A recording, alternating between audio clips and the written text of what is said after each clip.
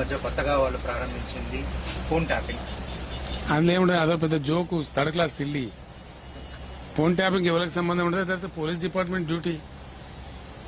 అది ఎవరు చేసిండో ఏం చేసిండో ఎవరికి తెలుస్తుందండి. అదే ఇంత థర్డ్ క్లాస్ కాంగ్రెస్ గవర్నమెంట్ మీరు ఆలోచించేసి దాన్ని బట్టి who is connected with phone tapping. ఇప్పుడు ఈ ముఖ్యమంత్రి ఫోన్ ట్యాపింగ్ చేయరా అండి రోజు? ఉన్న ముఖ్యమంత్రి ఇయ్యారా ఇంటెలిజెన్స్ రిపోర్ట్స్? ఇంత తెలివి తక్కువ ప్రభుత్వాలు ఉంటాయా? నాకు అర్థం కాదు. అదొక ఇష్యూ, అదొక దానికి ఆరోపణ, దానికి తోక. ఏమైనా సెన్స్ ఉండన్నా అసలు? అంటే ఇది ఒకటి కాంగ్రెస్ పార్టీ మాత్రం చేయట్లేదు కదా సార్, బీజేపీ వాళ్ళు కూడా వాడు కూడా పిచ్చోడే కదా, వాడు కూడా పిచ్చోడే కదండి. నాకు అంతే ఫోన్ ఏంది, ట్యాపింగ్ ఏంది అని బొందా. జస్ట్ పోలీస్ డిపార్ట్మెంట్ మ్యాటర్, అది మాకేం సంబంధం ఉంటుందండి. అది వాట్ వీఆర్ కన్సర్న్.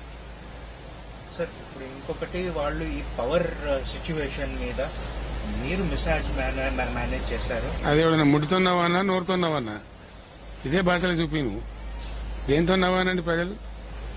ఎక్కడున్న తెలంగాణ కరెంటు ఎక్కడికి తెచ్చినా మేము, అది మిస్ మేనేజ్మెంట్ అయితే అదే తలా తోకున్నాడు చెప్తాడు ఎవడన్నా.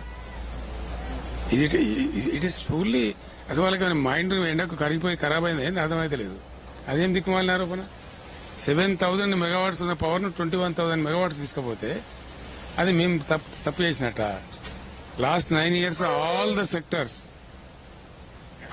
సెక్టర్స్ ఇంక్లూడింగ్ అగ్రికల్చర్ రెప్పపాటు కరెంటు పోకుండా 24 hours పవర్ ఇస్తాం కదా మేము. ఇప్పుడు మేము ఇచ్చిన 9 ఏళ్ళు ఇచ్చిన పవర్ వీడు ఇవ్వలేకపోతున్నాడు కదా ఈ సన్నాసి. ఎవడు తెలివి తక్కువ వాడండి, ఎవడు మిస్ మేనేజ్మెంట్? నీది మిస్ మేనేజ్మెంట్. నీకు మేము ఇచ్చిన మంచినీళ్ళు ఇయ్యే చేత కాదు, మేము ఇచ్చిన కరెంట్ ఇయ్యే చేత కాదు. నువ్వు ఈ రాష్ట్రంలో ఉన్నావా అసలు? ఎక్కడ నువ్వు నాకు అర్థం కాదు, ఏం మాట్లాడుతున్నావు?